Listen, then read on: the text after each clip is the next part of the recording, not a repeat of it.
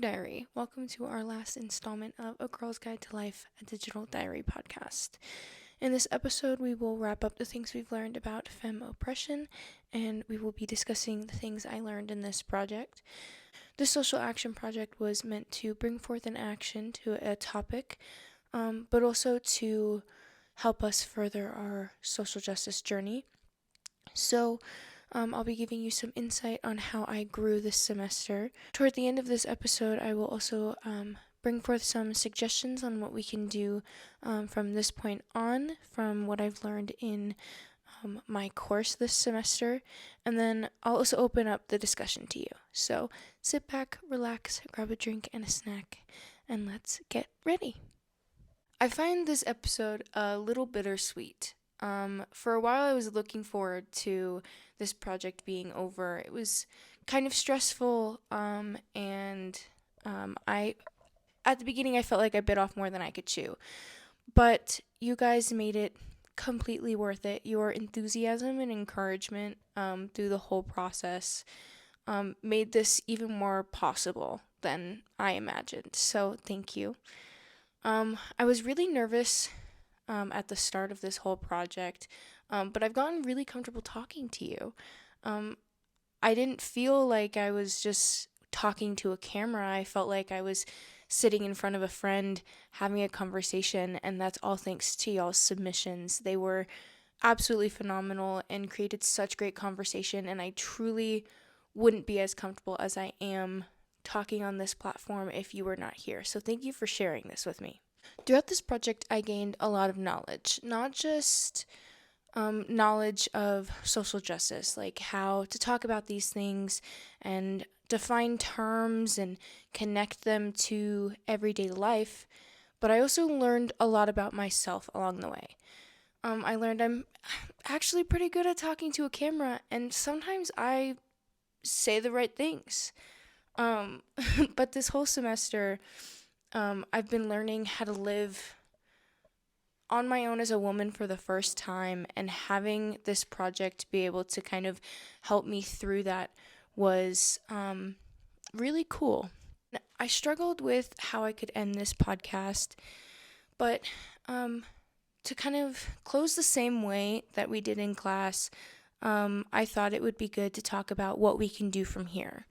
After 15 weeks of discussing oppression, discrimination, and systems that allow them, we finally talked about the steps we could put forth to better society. And we have to acknowledge that this all starts on a personal level. And then it just goes from there. It's like a ripple effect. To acknowledge a problem, we have to confront it with ourselves first. We need to acknowledge that it's a thing and then question it. When it comes to patriarchy, this is something we all have to do, not just women or femme individuals. Like I said in the last episode, patriarchy is not just a woman or femme problem. It affects everyone. When we finally confront this system, we need to confront it as well as question the patterns that allow it to happen. Think of it as they're the steam to the engine, and we need to cut off its access. I think it's also important to acknowledge that yes, we participate in these systems, but we can't let ourselves get caught up in blaming ourselves for participating in society or using society as an excuse. These systems have been in place for as long as most of us have been alive. I'm going to venture to say all of us. And it's normal for us to follow the examples that are set for us. It's the human condition. However, the problem comes when we are aware of the problem and have acknowledged it, but don't recognize it or act on it. You can know something is working and still not do anything to stop it. You can yell fire, but not assist in snuffing out the flame. So I think a good first step is acknowledging the problem. The next step is more challenging, though. For a lot of people, the word privilege is lost. It's seen as a trigger word, much like patriarchy. But acknowledging privilege is as simple as recognizing, hey, in this situation and in this identity, I'm granted things other people are not. And we see this every day in every situation. But this will give us a guide to assess the problems we see. If, for example, you hold privilege in a situation or a community, you should be using that privilege to uplift those who need it. Take, for instance, me. I'm a white female currently in higher education. Simply because of these identities, society grants me things people of other identities do not have. This project was my way of using the platform society gives me to uplift those who may not have the same privilege I do. There's a quote from Devon Carbado from my class textbook, Readings for Diversity and Social Justice. It says, "Informing this privilege centered understanding of discrimination is the notion that taking identity privileges for granted helps legitimize problematic assumptions about identity and entitlement, assumptions that make it difficult for us to challenge the starting points of many of our most controversial conversations about equality." What Carbado is saying is if we don't acknowledge and accept the privilege we have, we will never be able to actually confront the problem. If we deny we have privilege, we're also denying that people are oppressed. If we don't acknowledge this, nothing will ever change. Now, you may be asking, okay, what do I do with that? Well, I have an article here that goes through the cycles of liberation. This piece is by Bobbie Harro. It gives us steps to strive towards when it comes to liberation. Harro defines liberation as a commitment to the effort of critical transformation, to the people in our community, to the goal of equity and justice, and to love. Liberation is not something sought out for an individual. It's sought out and achieved together. Harro starts with the step of waking up.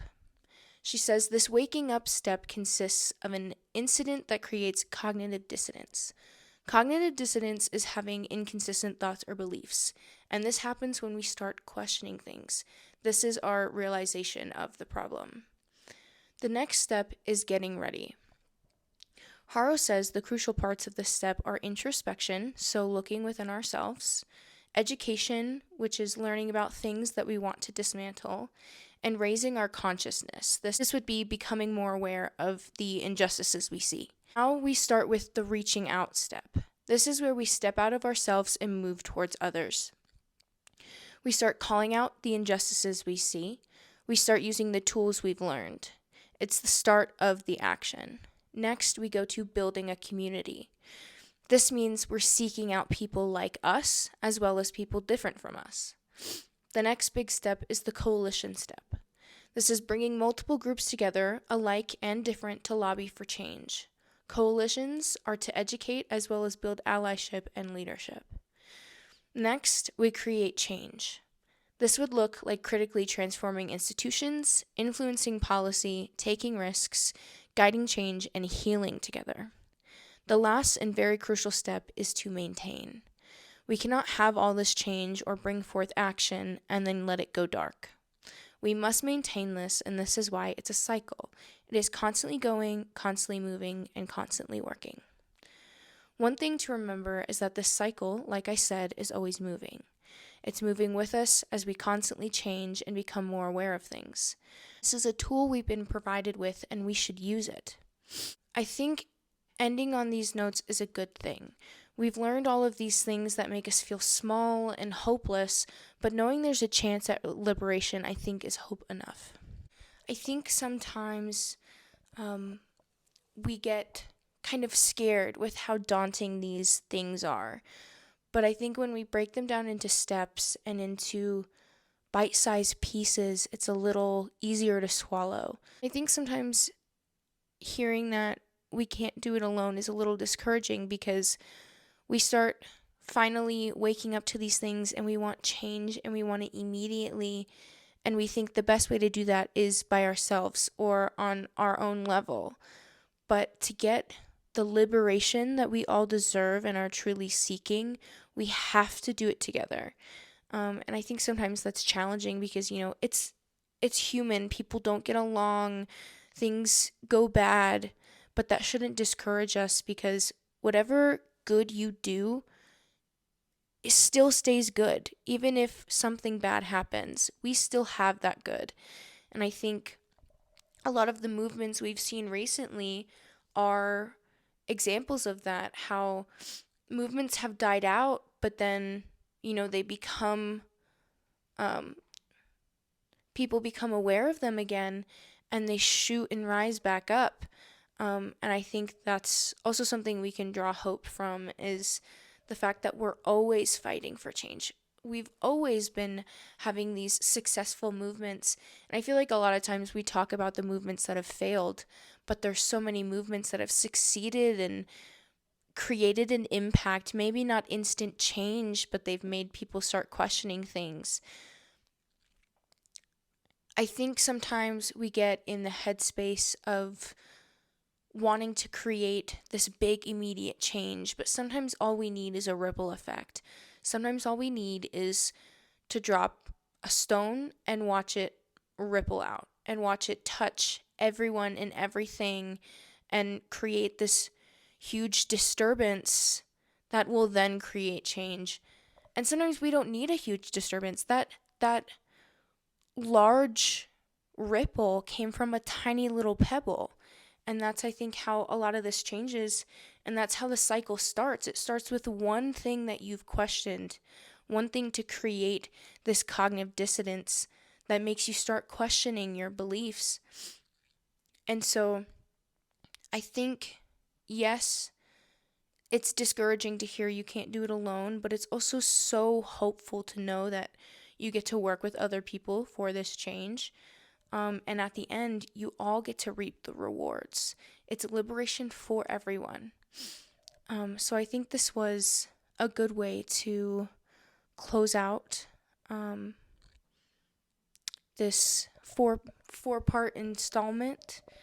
I hope that you've all enjoyed it as much as I have. I hope that you've found at least a little semblance of a community in this podcast. Now I want to open the floor to you.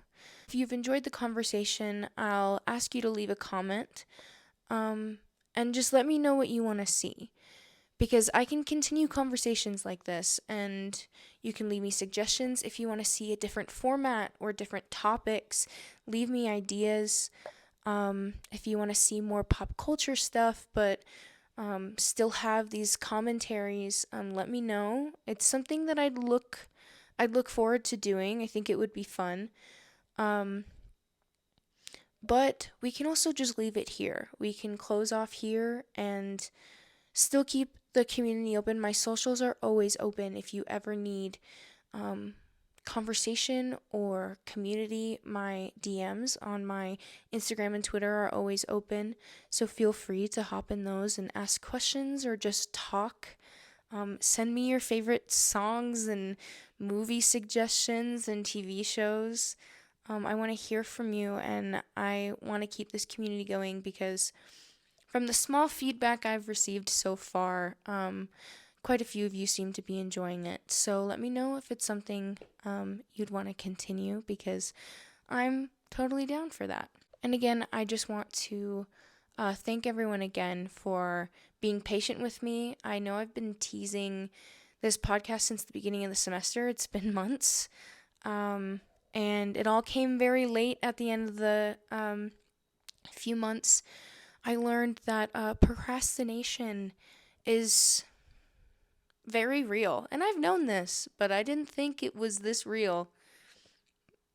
So I was definitely very late with my content, but I think I did as well as I could at the moment.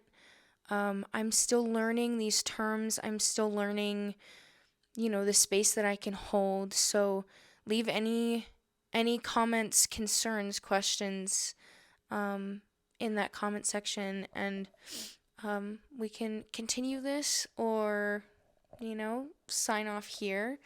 But I thank you for being so patient with me, and I also thank you for participating. Y'all's, again, like I said at the beginning, your contributions to this have been terrific. They've made me feel safe, and I hope that they've also helped you feel like you actually hold a place in this community, because sometimes communities lack that. Not everyone feels seen, and I really want to make sure that everyone does. But I thank you for adding so much to this, and I think that's what I really wanted to get out of this, was make sure that people were participating and getting as much as I was getting out of this. So I'm going to say thank you again. Thank you so much. But remember, in the meantime, don't be a stranger. Till we meet again. Goodbye.